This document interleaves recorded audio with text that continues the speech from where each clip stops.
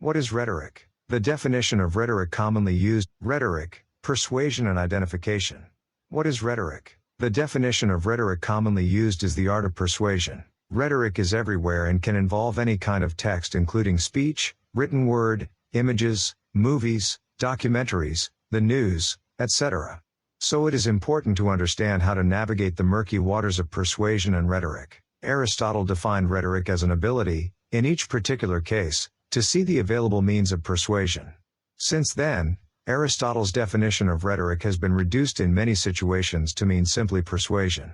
At its best, this simplification of rhetoric has led to a long tradition of people associating rhetoric with politicians, lawyers, or other occupations noted for persuasive speaking. At its worst, the simplification of rhetoric has led people to assume that rhetoric is merely something that manipulative people use to get what they want, usually regardless of moral or ethical concerns. However, over the last century or so, the academic definition and use of rhetoric has evolved to include any situation in which people consciously communicate with each other. In brief, individual people tend to perceive and understand just about everything differently from one another. This difference varies to a lesser or greater degree depending on the situation, of course.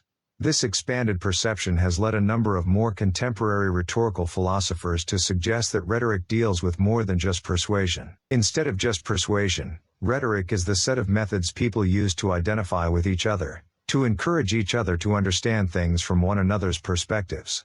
From interpersonal relationships to international peace treaties, the capacity to understand or modify another's perspective is one of the most vital abilities that humans have. Hence, understanding rhetoric in terms of identification helps us better communicate and evaluate all such situations. B.S. Chemistry Academic Writing shared by Ms. Zara Bokhari. Rhetorical Strategies for Persuasion. According to Aristotle, rhetoric uses three primary modes of persuasion: ethos, logos, and pathos. A good argument will generally use a combination of all three appeals to make its case. Ethos, or the ethical appeal, is based on the character, credibility, or reliability of the writer, stating that his or her background, credentials, or experience should convince you of the accuracy of the argument. Logos appeals to logic or reason, often citing facts, figures, and statistics. Pathos appeals to emotion, empathetic responses, or shared moral values. The rhetorical strategy of identification. In rhetoric, the term identification refers to any of the wide variety of means by which a writer or speaker may establish a shared sense of values, attitudes, and interests with an audience. Kenneth Burke was the first to use the term identification in a rhetorical sense. Identification is affirmed precisely because there is division. If men were not apart from one another, there would be no need for the rhetorician to proclaim their unity. Burke, 1950. Rhetoric works its symbolic magic through identification, says R.L. Heath. It can bring people together by emphasizing the margin of overlap between the rhetorician's and the audience's experiences. The Encyclopedia of Rhetoric, 2001. An author persuades an audience by the use of identifications. His act of persuasion may be for the purpose of causing the audience to identify with his interests, and that he draws on identification of interests to establish rapport between himself and his audience. So, there is no chance of our keeping apart the meanings of persuasion, identification, and communication. Burke, 1950. B.S. Chemistry Academic Writing shared by Ms. Zara Bokhari. You're an improbable person, Eve, and so am I. We have that in common. Also a contempt for humanity, an inability to love and be loved, insatiable ambition and talent. We deserve each other, and you realize and you agree how completely you belong to me. George Sanders as Addison DeWitt in the film All About Eve, 1950. Why do I need to think rhetorically? A rhetorical analysis asks you to examine the interactions between a text, an author, and an audience. However, before you can begin the analysis, you must first understand the historical context of the text and the rhetorical situation. To locate a text's historical context, you must determine where in history the text is situated. Was it written in the past 5 years, 10, 100? You should think about how that might affect the information being delivered. Once you determine the background of the text, you should determine the rhetorical situation, i.e., who, what, when, where, why. The following questions may help. What is the topic of the text? Who is the author? What are the author's credentials? What sort of experiences has he or she had? How do his or her credentials, or lack of, connect or not, with the topic of the text. Who is the target audience? Who did the author have in mind when he or she created the text? Who is the unintended audience? Are they related in any way to the target audience? What was the occasion, historical context, or setting? What was happening during the time period when the text was produced? Where was the text distributed or published? How does the topic relate to the author, audience, and occasion? What is the author's purpose? Why did he or she create the text? In what medium was the text originally produced? Meaning can change based on when, where, and why a text was produced, and meaning can change depending on who reads the text.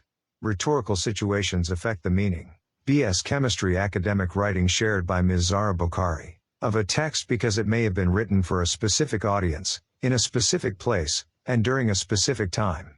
An important part of the rhetorical situation is audience, and since many of the articles were not written with you in mind, the meaning you interpret or recognize might be different from the author's original target audience. For example, if you read an article about higher education written in 2019, then you, the reader, are connected with and understand the context of the topic. However, if you were asked to read a text about higher education written in 1876, you would probably have a hard time understanding and connecting to it because you are not the target audience and the text's context, or rhetorical situation, has changed. Further, the occasion for writing might be very different, too. Articles or scholarly works that are at least 5 years old or older may include out-of-date references and may not represent relevant or accurate information. Older works require that you investigate significant historical moments or changes that have occurred since the writing of text.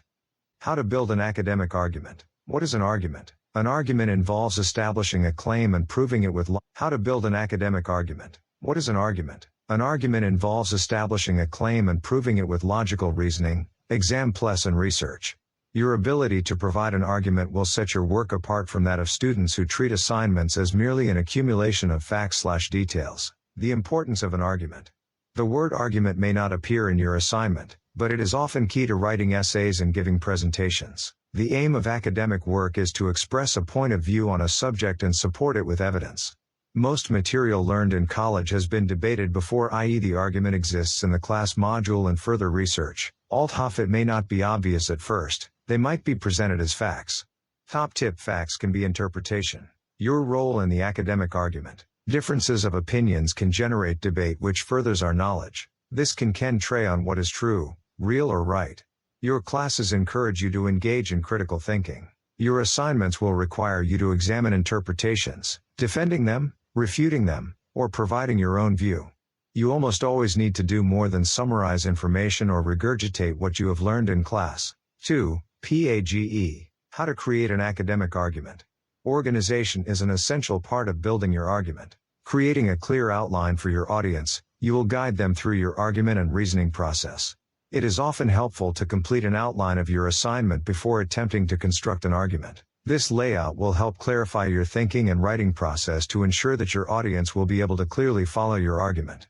Make sure that you offer a clear explanation for each argued point. This will demonstrate your credibility, making your argument stronger because it is understandable. The introduction and thesis statement. Top tip: the thesis statement is the most important sentence in your assignment. It will guide your argument and inform your audience what your argument is about. It should answer the question, what am I trying to prove? It should have a direct link to the assignment brief or the question asked. The thesis statement is a claim that you will need to prove throughout the rest of your argument. Keep your argument/thesis statement on a sticky note with you, and you can always refer back to it. It will guide your assignment, which will detail the reasoning and evidence that have led you to believe that your thesis is correct. Remember, you have to convince your reader. Body paragraphs in your argument. Top tip: your body paragraphs can critique the material, apply it to something else, and explain it in a different way. 3. PAGE. Your body paragraphs will build upon the claims you made in your introduction. Each paragraph should focus on one point that supports your argument. Use a topic sentence for each paragraph that illustrates the main idea of that paragraph so that it will be clear and easy to follow. You should prove that you understand the material.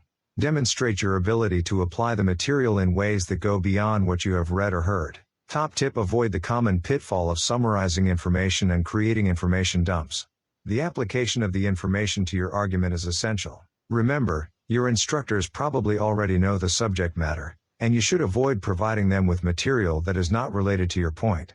How to develop your argument. As you edit your argument, remember that you should never stop having a point. Keep your argument on track. Remember that the strength of your evidence can make or break your argument, so use it carefully. Ensure that your argument consists of more than just summarized information or regurgitated facts. You need to develop your interpretation of the material and provide evidence for your position. Top tips: structure and evidence are vital to develop your argument, and remember to convince your reader. You cannot convince a confused person, so keep things tidy and ordered, clear, specific, concise. The process used for academic writing by Andrew P. Johnson, Ph.D., Minnesota State University, Mankato. Andrew.johnson@msu.edu. This is an excerpt from my book, Academic Writing, Process and Product, published by Rowman and Littlefield. Academic writing is easy as long as you understand and trust the process. This chapter starts with an overview of academic writing. It ends with description of the super-secret process used for academic writing. Big picture: academic writing is different in form and function than creative writing. The purpose of academic writing is to move ideas and information from point A, your head, to point B, your readers' heads, as efficiently and economically as possible. Like technical writing and most forms of writing used in professional settings, its basic purpose is to present information. Academic writing is used to write academic reports, inquiries, and essays in academic settings. A variation of this form is also valued in most business and professional settings. Creative writing is used to tell story or to evoke an emotional or aesthetic response. Its purpose is to entertain or inspire. Here the writer is able to inject his or her insights and emotion all over the page and to use words and language like colors on a palette to paint a picture. Academic writing is more formal, uses structure to carry ideas, seldom contains dialogue, and is purposefully objective. Good academic writers take themselves out of the paper to the greatest extent possible and let the ideas and data carry their paper. Note the differences below. Not academic writing. As walked into the gymnasium, I couldn't believe my eyes. The gym was packed with wild and crazy students, all shouting their lungs out, cheering on their beloved basketball team. The team seemed to absorb their energy and was playing grit and determination, giving everything they had to beat the visiting foe from Shelbyville. Academic writing. The home basketball team played Shelbyville in front of a large crowd of enthusiastic fans. Andrew P. Johnson, Ph.D. Types of writing. There are 3 basic types of writing used in most academic and professional settings. Each of these will be described in more detail in the upcoming chapters. Expository writing. The purpose of this type of writing is to explain, describe, or to provide information in order to communicate knowledge. Persuasive writing. The purpose of this type of writing is to make case for or against an issue using concise, objective language and sound reasoning. Inquiry writing. Inquiry is the process of asking question, gathering data, and then using that data to answer the question. Data can be gathered using primary sources through direct observation, survey, interviews or other means, or data can be collected using secondary sources such peer-reviewed research, scholarly articles and books.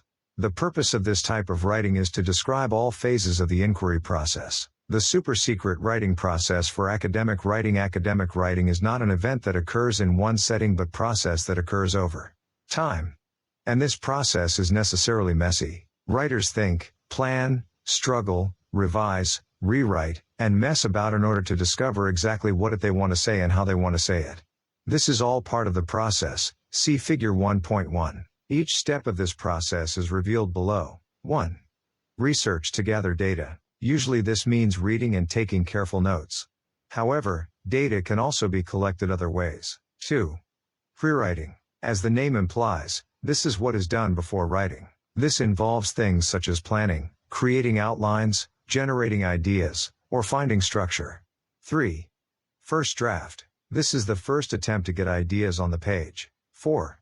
Revise. This is the heart of the writing process. Here the writer rereads, reshapes, gets feedback, and revises many times. 5. Editing. Editing should occur only after a piece has been revised several times. Here the writer looks for spelling, punctuation, and grammatical errors. 6. Share. This is the very last step. This is where the paper is sent out into the world. Step 1. Research to gather data. You cannot write unless you have something to write about. Thus, the first step is to research to gather data. This is usually done by reading and taking careful notes. However, data can also be collected through interviews, observations, inquiries, or surveys. This provides the information necessary to write. Skipping or minimizing effort here makes writing much more difficult in all subsequent phases. Whether you are doing expository writing, persuasive writing, or inquiry, having a cohesive body of information in front of you makes the process of writing much easier and greatly enhances the quality of your final product.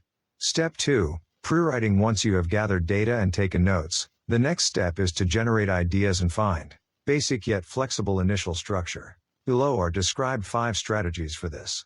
Note that there is no single strategy that is best for every person or every writing situation. Find the one that works best for you. Adopt and adapt. Brainstorm and list. Use yellow legal pad or sheet of note paper and start listing ideas as quickly as you can, after you have paper filled with scratches and messy sentences.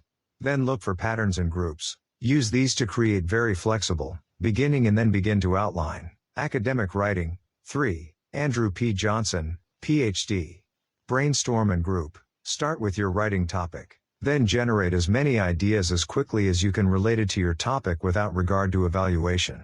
That is, whenever you brainstorm, you should include the silly, far-fetched ideas along with the more pragmatic ones. These ideas that may be considered conceptual outliers serve to stretch the boundaries of your thinking, enabling you to think more broadly.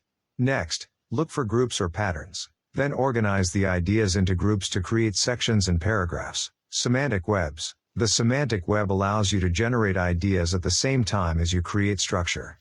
It tends to create more visual structure. First, draw a circle in the middle of your paper and write your topic in the circle. Then, think of 3 or 4 ideas related to your topic. Each of these will become node. See Figure 1.2. Next, list as many ideas as you can related to each node. Finally, use this flexible structure to begin writing. Each node of your web will become sections or paragraphs. Going to Mars takes 2 years. Dangerous. Mars is far away. Humans have not been there yet. Landing is difficult. No food, water, or air in space. No food, water, or air on Mars. Need lots of fuel. No doctor if you get sick or hurt. Will need to stay on planet for a while. Need new inventions. New types of rocket or spaceship. Space suits. Things to eat. Fuel. House to live in on Mars. Talking through your writing project or explaining it to friend or colleague helps to organize the ideas in your head and detect any missing parts. Encourage friends and colleagues to ask questions or add ideas. Power writing. Power writing helps you get in touch with your unconscious. Starting with your writing topic, write as many things as quickly as you can for 1 to 3 minutes. Do not overly think here. The goal is to create an abundance of ideas, both good and bad. Let your pen stop moving. Use free association to catch the first thing that pops into your mind. Let your mind travel. It does not matter if you jump from one idea to the next or if your ideas are jumbled. You will get it straightened out later. Step 3. First draft. Sloppy copy. The first draft is your initial attempt to get ideas on paper. The first draft becomes an external version of your working memory used to hold all your thoughts and ideas as you generate and organize them and look for associations and supporting ideas. The first draft should be a poorly written, unorganized pile of garbage. Only then can you start to pull things away and begin to see some of the good ideas emerging. You have to throw that first blob of clay on the potter's wheel before you begin shaping it. Andrew P. Johnson, Ph.D. Andy aside. You cannot create good writing if you are not first willing to create bad writing. The first draft of this chapter was horrible. Things were all higgledy-piggledy on the page. There were far too many words, many of which made no sense at all. But having all the ideas on the page enabled me to see which were the good ones and which were the bad ones. And as started pulling out the bad ideas, I began to see a new structure emerging. Began to get a better sense of how one thing related to another. Could see which ideas need more explaining. You must get your initial ideas on the page without evaluating them. Strive for quantity versus quality at this stage. Celebrate really bad writing. It is the first step toward really good writing. Step 4. Revision. Revision means to see again, or in this case, see again and again and again. Revision is at the heart of the super secret writing process. The first draft is like potter throwing the first glob of clay on the wheel. Revision is where the potter begins to shape the clay. Potter would not spin the wheel once or twice and consider the pot to be finished. There is always a great deal of shaping and reshaping. New clay is added and taken away. The same applies to academic writing. Expect to revise minimum of 4 times, but usually 10 to 15 times. Do not worry about spelling and punctuation here, rather, try to find logical organization and listen to see if your sentences and paragraphs make sense. Step 5. Editing. Editing is the 5th step. Here, you run your writing through a spell check program and concentrate on correct grammar, punctuation, word usage, and citations. It is also helpful at this stage to have others read your work and in order to provide feedback. This will give you sense of how the ideas are playing inside the reader's head. This feedback also enables you to identify those parts of your paper that may be unclear or confusing. This may bring you back to an earlier step. The super secret writing process is recursive. Very rarely will you move through the steps in a nice, orderly linear fashion. Most often you will need to repeat steps several times. Step 6. Sharing or publishing. The last step is to share your writing with the world. How to avoid writer's block. Sometimes when attempting to write, the words and ideas just do not come out, and the harder you try, the fewer words and ideas appear on the page. This is commonly known as writer's block. This usually means that you are trying to get it just right the first time. You are trying to edit and generate ideas at the same time. Writing involves 2 opposite mental operations, generating and evaluating. You need to generate in order to get an abundance of words and ideas, but you also need to evaluate in order to throw out words and reshape the ideas you have generated. But you cannot do both of these operations at the same time. You cannot generate and evaluate simultaneously and expect to create anything but warm mush. The reason for this has to do with the way our brains work. While our long-term memory, LTM, can hold a great deal of information for an almost infinite duration, our short-term memory, STM, or working memory can hold only about 7 chunks of information for approximately 15 seconds. This is not much room for a great deal of information. You try to edit and organize your ideas at the same time as you are generating ideas. STM becomes overloaded and many of the ideas seem to slip away or become scattered. Andrew P. Johnson, PhD. One of the best cures for writer's block is to use pencil and a legal pad and write as quickly and as badly as possible. See Power Writing above. This technique allows you to bypass the little editor in your head so that you can get your initial ideas on paper. As described above, editing is the last step in the writing process. Final word. Academic writing is easy, however, this does not mean that it is quick. Quoting, summarizing, and paraphrasing. When writing a research paper, you will be asked to include support for your arguments using sources such as books or journal articles. In order to refer to information from these sources, you can 1. Quote exact words, 2. Paraphrase specific ideas, or 3. Summarize the entire work. Deciding which of these 3 options for referencing a source should be applied depends on the information being used, its length and clarity, and your purpose for including it. Direct quoting. Paraphrase. Summarize. Quoting a source means that you use a source's exact words to convey their point. Quotations are most useful in situations when the author's exact wording is important, or when you feel that the author's wording is clear and concise. Paraphrasing a source means that you use your own words to discuss a specific source's idea. This is often useful in situations when you can state this idea more clearly or concisely than the source has, or if you need to recontextualize the source. Summarizing a source means that you can capture the overall point or main idea of a source. For example, you might summarize an entire movie's plot or a book's major theme. Use a quotation when, paraphrase when, summarize when the author's exact wording is significant to the reader's understanding of that idea. The author's exact wording is not significant to the reader's understanding of the idea. The work is being referenced a whole. The author's quotation states the idea clearly and concisely, i.e., it cannot be significantly shortened or clarified by rewording. The author's quotations can be made more clear and or concise by rewording and restructuring it. Central ideas are being referenced that cannot be isolated to a small range of pages. The author's exact wording is retained when it is incorporated into the paper. The author's exact wording is significantly changed when it is incorporated into the paper, and the sentence structure itself is altered. Paraphrase involves more than changing 1 or 2 words. The summary offers a general, big picture explanation of important ideas, plot points, or themes in the source under discussion. A citation is used to reference the author and page number from which the exact words were obtained. A citation is used to reference the author and page number from which the idea was obtained. The summary includes an in-text reference to the author's name and the source's title. The Writing Studio, University of South Florida Library, 2nd floor, Writing Studio at usf.edu. 814-8293 www.usf.edu/writing. Direct quotation. The quotation should appear exactly as it does in the source being used, although you may use a bracketed ellipsis to indicate any changes, i.e., omissions or additions, you make in order to make your sentences grammatically correct. Remember that you must put quotation marks around all quoted material. Example: as she reflects upon her transformation into a poet in her memoir Lit., Mary Karr explains, "I'd spent way more years worrying about how to look like poet, buying black clothes, smearing on scarlet lipstick, languidly draping myself over thrift store furniture that I had learning how to assemble words in some discernible order." 97. Here, a quotation is used to stress Karr's explanation of her experience in her own words. A citation is needed to refer the reader to the page where the exact quotation was located in Karr's text. Note that Karr's name is not needed for the in-text citation because the writer stated the name in the signal phrase that directly precedes the quotation.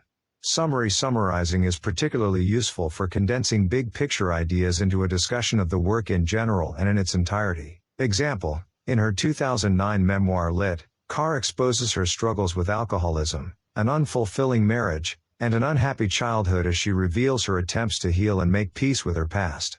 Here, a summary is used to explain the plot and central themes of the entire memoir in an abbreviated fashion. Because the author and title of the work are mentioned in the sentence, no citation is needed for this summary.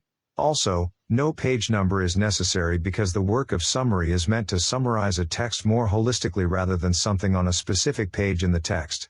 Paraphrase. For paraphrasing, strive for brevity while capturing the idea of a sentence or paragraph's point. Think smaller picture, or local ideas. For example, instead of quoting a whole paragraph, you might paraphrase the main idea in the paragraph in a sentence or two. It is also a common practice to paraphrase after providing a direct quotation in order to better explain an abstract or complex piece of evidence to your reader. Example: reflecting on her new career as a struggling writer, Karr explains that she was more concerned with physically resembling a poet than working on her writing. 97.